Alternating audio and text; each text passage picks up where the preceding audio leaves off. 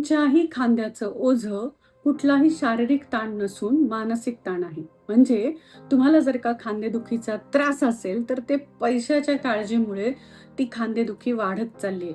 माझ्यावर खूप जबाबदारी आहे आणि पैशाची सतत काळजी, कर्ज या सगळ्यामुळे खांदेदुखीमध्ये जास्तीत जास्त त्रासदायक वेदना होऊ शकतात. खांदेदुखी तयारही होऊ शकते.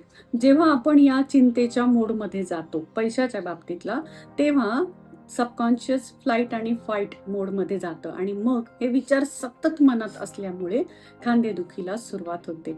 तर ही जबाबदारी आहे, पण या जबाबदारीचं ओझं व्हायला लागतं आणि या पेनमध्येही जास्त त्रास होतो. तर पैशाबद्दलची ही नकारात्मक भावना आणि हा स्ट्रेस रिलीज करायचा असेल तर हे क्विक EFT टॅपिंग तुमच्यासाठी आहे. इवन दो माझ्यावर आर्थिक जबाबदाऱ्या आहेत आणि मी आर्थिक अडचणीत पण आहे, तरीही मी स्वतःचा आणि माझ्या पैशाच्या ऊर्जेचा पूर्णपणे स्वीकार करतो किंवा करते. या खांदेदुखीला माझी पैशाबाबतची काळजीच कारणीभूत आहे आणि ही काळजी माझ्या खांद्यातनं मी आज आत्ता या क्षणी रिलीज करत आहे. एक दीर्घ श्वास घ्यायचा आहे. ही एनर्जी हातामार्फत स्वतःला द्यायची आहे. रिलॅक्स करायचं आहे.